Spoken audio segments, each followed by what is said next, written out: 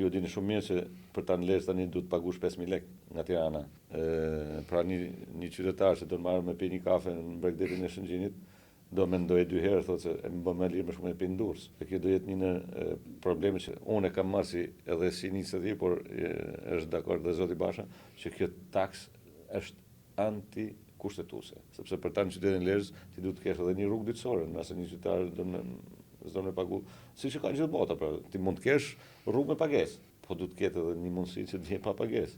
Një rrugë dytësore me standarde që ti t'i japish mundësinë qytetarit të zgjedhë. Po ta marrësh rrugën Tiranë-Milot, është një rrugë që është Tiranë-Durrës, ose Durrës-Fier, ose Fier-Vlorë. E njëjta standarde kanë, ato e kanë pa pagesë, ne kemi pagesë. Kjo është një sulm që i bëhet veriut. Nuk është rastësor, është sulm për ta lënë mas në zhvillim ekonomik.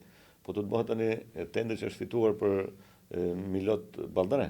Edhe kjo do jetë me pagesë. Duhen 10.000 lekë mos e marrim Lezhë kur bëhet edhe Milot Balldanë, sepse edhe kjo do të ketë pagesën e vet. Pra kjo është e pa moralshme, e pa logjik dhe patjetër që do jetë pika e parë çmosën që kjo taksë të xerohet, qytetarët kenë mundësinë o do jetë për të gjithë shqiptarët, e për çdo rrugë në territorin e Republikës së Shqipërisë, ose mund të jetë vetëm për lezhjanët e mirëditor, e për kurbinasit, sepse kjo është diçka diskriminuese, e jashtëzakonshme diskriminuese, ose kuksian që e kanë pak më shtajtë se ne, se kuksian do të paguajnë edhe të Lezhës, edhe të Kuksit, sepse ka edhe turizëm malor.